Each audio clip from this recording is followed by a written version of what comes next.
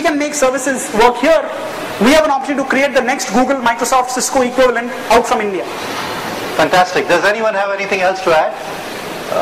Or would I start this question? Yes.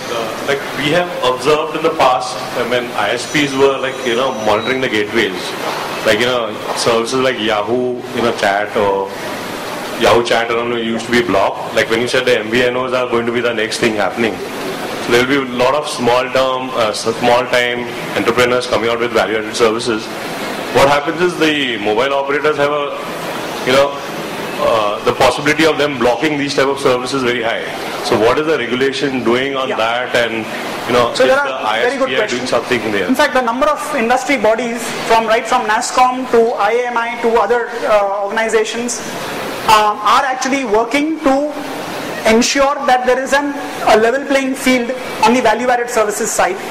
TRAI itself also recognizes now the importance of value-added services.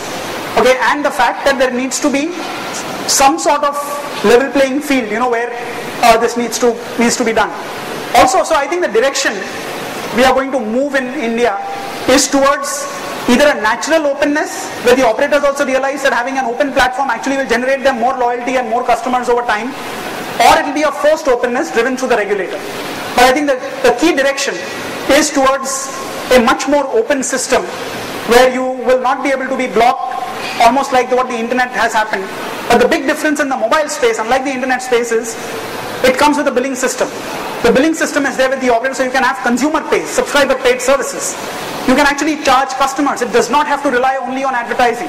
That is, I think, the big opportunity which is there. And people are willing to pay for lots of these things.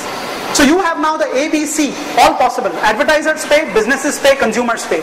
And that's what's so exciting about the emerging mobile landscape in India. Thank you. I think we can take one last question if anyone has it. Yes, sir. My question is about data services.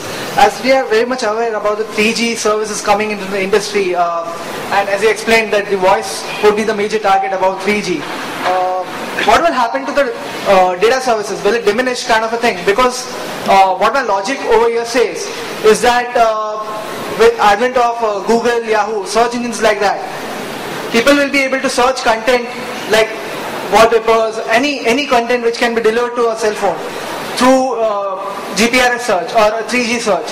So what will happen to these kind of companies who provide such services? It's a very good question. So if you actually look at, again, let's take an example what's happened in the US. So US in fact has had flat rate data for quite some time. And in that market, so while browsing was happening, phones became better. You look at the way Apple created a very innovative model around apps. Okay, so the interesting thing in mobile is that there are basically 4 ways, as we saw: SMS, voice, the mobile web, and apps. Where the likes of Google, Yahoo, etc. are dominant is on the PC web, and they are looking to extend that to the mobile web. But it is still open game. Like in China, one of the largest companies in the mobile web space is a company called Kongzhong, which is not really there in the PC space. So I think in many of these cases, what is required is a very strong focus, innovation. What do people really want on the mobile? They don't want a replica of that PC website. Can you use an application on the phone to perhaps give them a better experience which they cannot get through a browser on a small screen? So a lot of this thinking has to happen. There's a diversity which is there.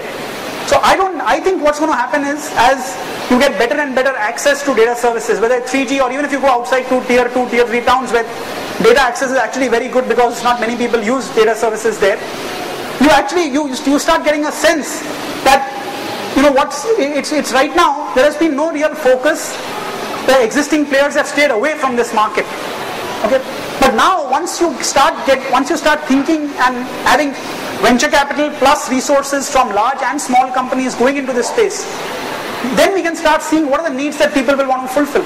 For example, how do you transform learning, education? If you're appearing for a test, for an entrance exam, can you have services delivered through SMS possibly, which are linked to the mobile web? Now, there are lots of examples which can come in out here because the device is there with us all the time. Access to the internet for by and large in India is intermittent access for people. But the mobile access is there with us all the time. There's an inherent billing system which can either it is there with the operator or we can get an alternate one. But that is where the opportunities come up. So So how people will use the 3G pipe is very much dependent on what they would want. Some will use it for whatever, data uploads, file sharing, whatever it is. The killer app in 3G is actually the size of the pipe itself. But what it does for companies and individuals is create opportunities by which you can reach out to people and monetize them.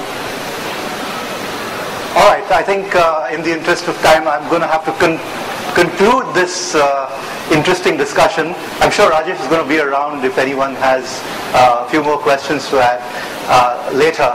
So all that remains for me to do at this juncture is to, at this point, thank Rajesh for a wonderful presentation, and it's been, I'm sure, for all of us here, very enlightening.